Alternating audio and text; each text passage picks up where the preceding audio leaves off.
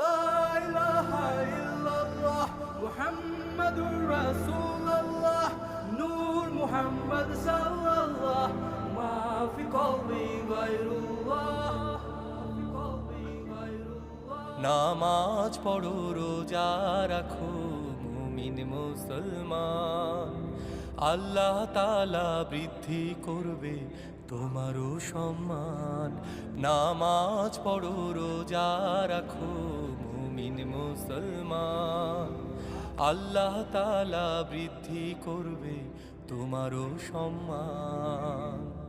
নামাজেতে শান্তি আছে, নামাজেতে সুখ, নামাজ পড়লে হয় রে উজ্জ্বল মুমিন বান্দার মুখ। নামাজেতে শান্তি আছে, নামাজেতে সুখ, নামাজ পড়লে হয় রে উজ্জ্বল।